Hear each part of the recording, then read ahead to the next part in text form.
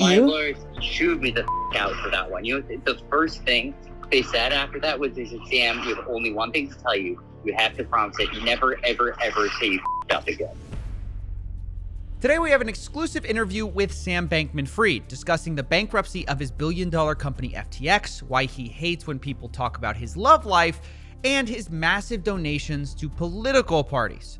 Now, since going bankrupt and being accused of fraud, Sam's been mostly quiet, but recently that changed when he gave an interview to a citizen journalist, Tiffany Fong. Now, we've actually talked about Tiffany's work on the show before. Last time she released an insider call of a different billion-dollar fraud, Celsius. This time she's talking to Sam Bankman Fried. And since I know a lot about FTX, hopefully I can provide some context and fact-checking where needed, because Sam, he lies a lot.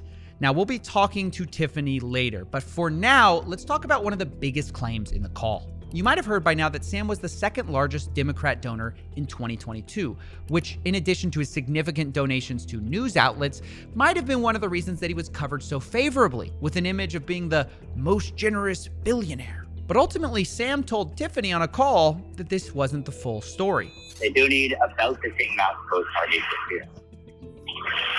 That was not generally known because despite Citizens United being literally the highest profile Supreme Court case of the decade and the thing everyone talks about when they talk about campaign finance, for some reason, in practice, no one can possibly fathom the idea that someone in practice actually gave dark.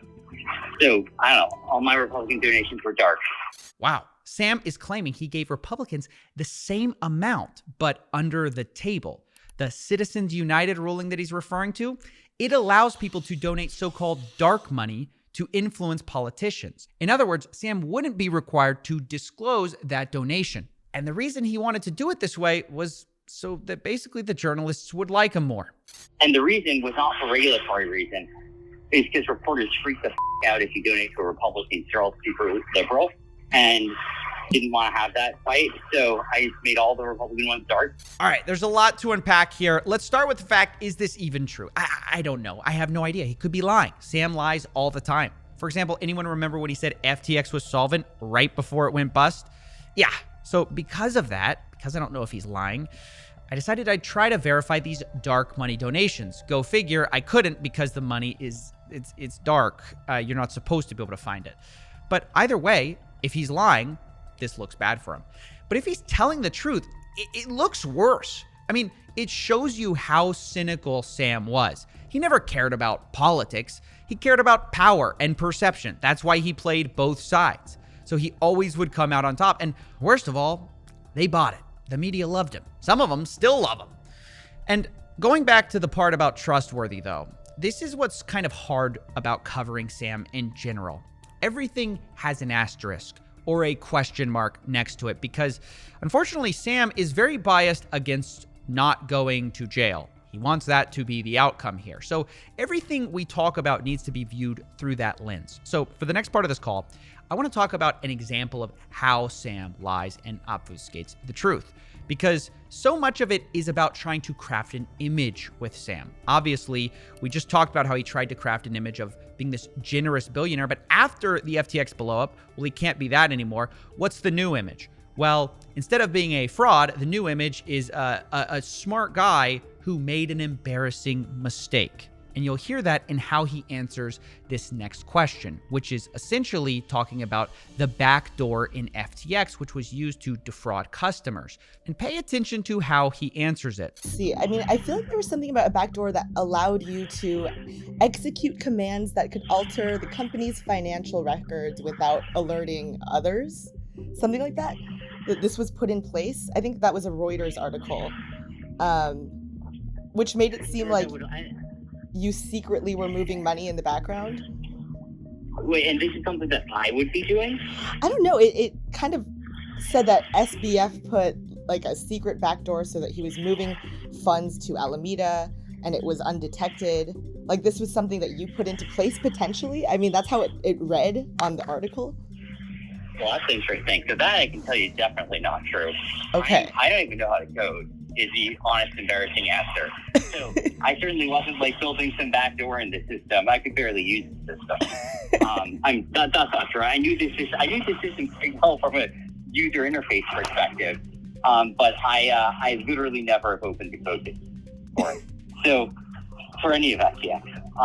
So I certainly didn't build a backdoor in there, and I don't know exactly what they're referring to.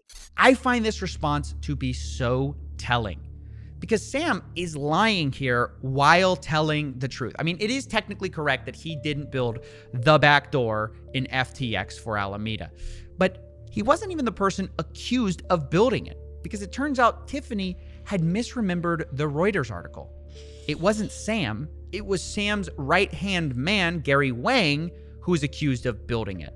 Now, this is obviously a simple mistake, and Sam would know what she's talking about, who she's talking about, and that Gary had built it. But instead of answering the real question, Sam uses this minor slip-up to create a loophole for himself to dodge accountability. Oh, what, I coded it? No, I didn't code it. I don't code. That's clearly a lie because I don't code at all. See, this couldn't be true because I don't code. And he frames everything as this preposterous idea while full well knowing that his partner is the guy who built it. And he uses it to dodge the part of the story where he stole money and springboards into the part where he can sell his preferred narrative, that he just made an embarrassing mistake. But they try and give you the nearest neighbor to that. The thing that is true that most resembles that statement, which is that there was a job long, and I was wrong. I was incorrect on Alameda's balances on FTX by a fairly large number, an embarrassingly large one. And it was because of a very poorly labeled accounting thing, which was a historical artifact of a time before when from before FTX had bank accounts. And the result of that was basically there was a time way back yonder when people would wire money to Alameda and then ask to be credited on FTX. That just basically never got screwed up. And that was a pretty big miss, and meant that Alameda was substantially more levered than I thought it was. I don't know if that's what that comment's talking about, but that's the best thing the sort of closest thing I can think of for it. This is the image Sam wants to sell you. One where he didn't steal money, he just fell prey to a mistake, a historical artifact, an accounting error. Honestly, sounds like it could happen to anyone.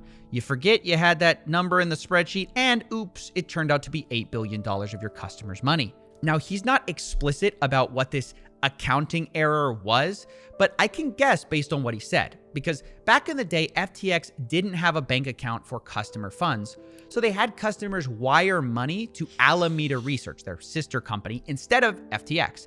And FTX would then just credit that money to their customers' accounts. So I'm guessing Sam's explanation here is that they mislabeled those incoming funds to Alameda as Alameda's funds, and then somehow forgot that they owed those FTX people their money. It's just a number on a website somewhere. When they go out to cash it out, all of a sudden it's I thought that was Alameda's money.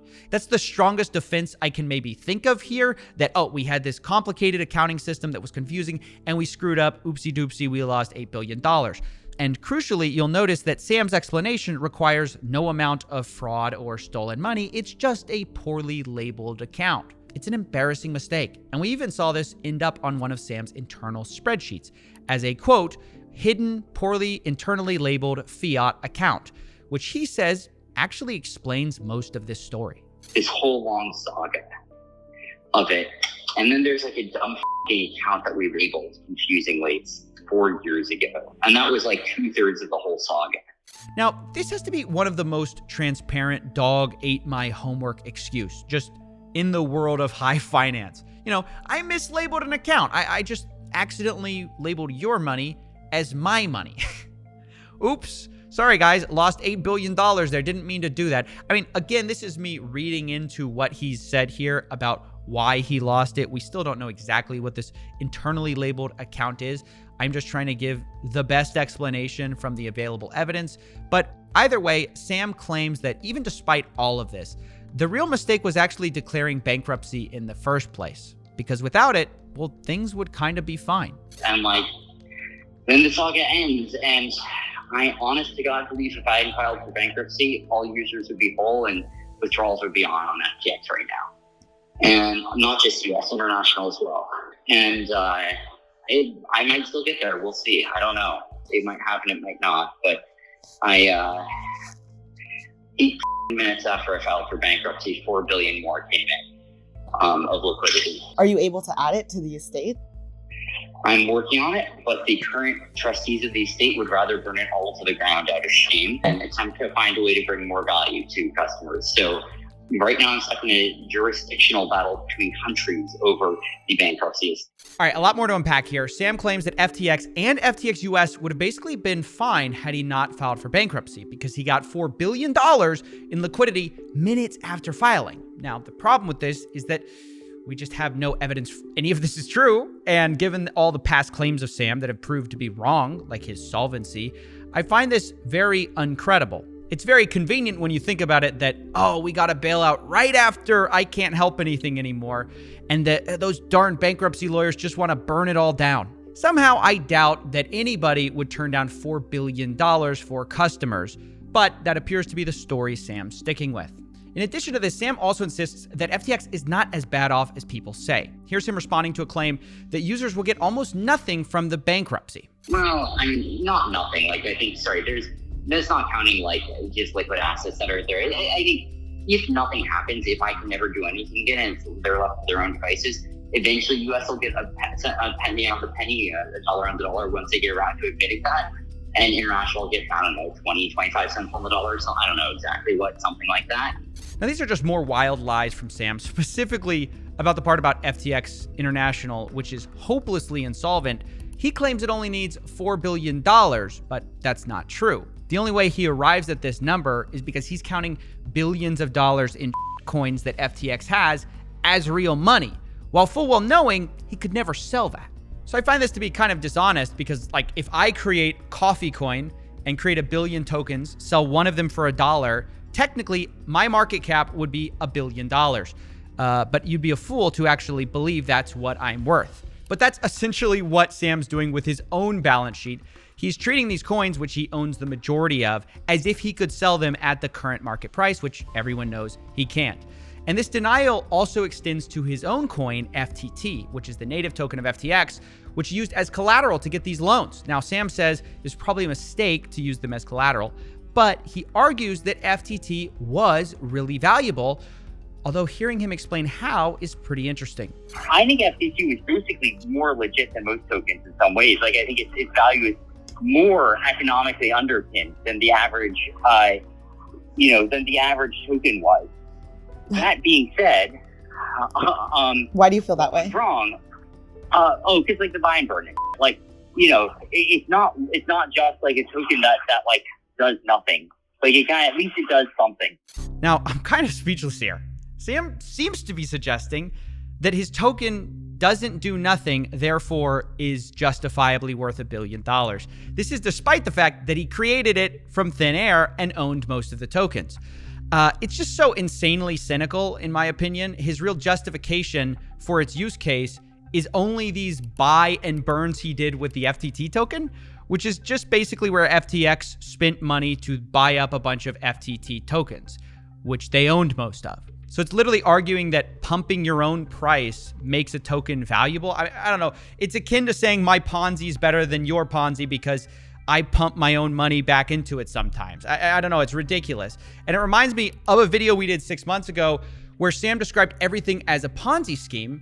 Well, it seems fitting that he actually created his own token with similar Ponzi-nomics, with a few extra bells and whistles, I suppose. Now, funny enough, after this long call spent dodging or being duplicitous about his responsibility of fraud here, Sam complained about reporters not being interested in the real story, the boring story.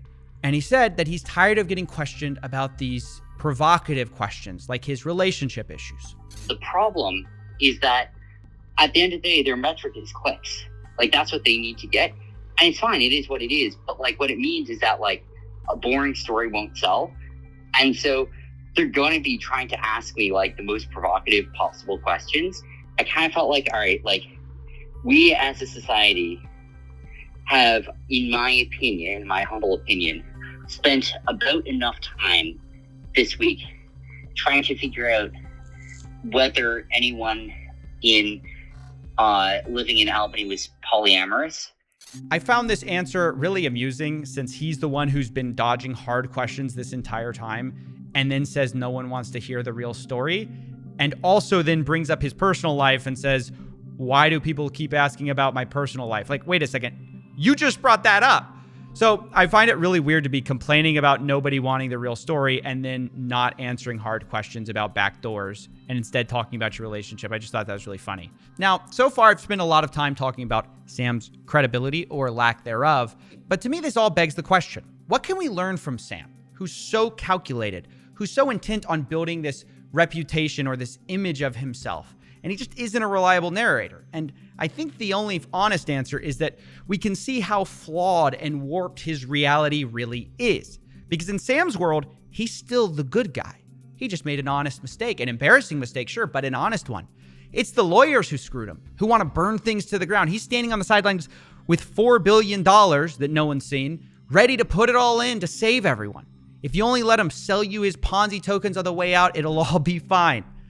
But we know the truth. Things are not fine at FTX. Reality has finally barged its way into the Bahamas, and it's taking hold. So I want to wrap this up by speaking to the person who's responsible for this interview, Tiffany Fong. I wanted to ask how she even got this interview, since so few people have been able to speak to Sam. I was surprised that he was willing to chat with me too. I'm not a traditional journalist or a reporter. I literally only started posting about crypto at the end of June because I lost a lot of money to Celsius Network. So I mostly started posting on Twitter and YouTube just to vent.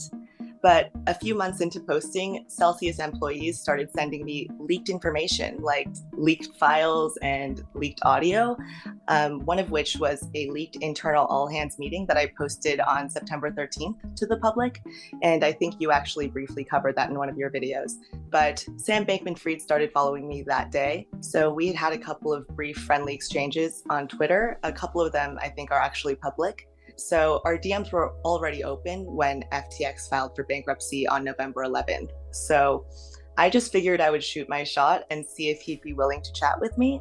I really was not expecting a response from him, but a few days later on November 16th, he said he'd be happy to chat, and he actually suggested a voice chat. So that's how all this came about, and it's all still kind of shocking to me as well. That's so crazy because basically you're one of the few people who got a call with Sam. I don't think you've spoken to many other people, definitely no one else that I know of, on audio. So I understand that you'll be releasing the full call yourself on your YouTube channel, but how long is this call? Where can people learn more about you?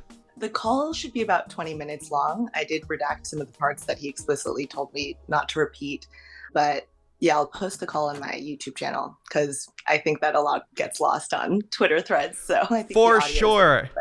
Guys, be sure to go check out the full call on Tiffany's page. I'll link both of her Twitter and YouTube on in the description below. That's all for now. Thanks for watching, and we'll see you in the next one.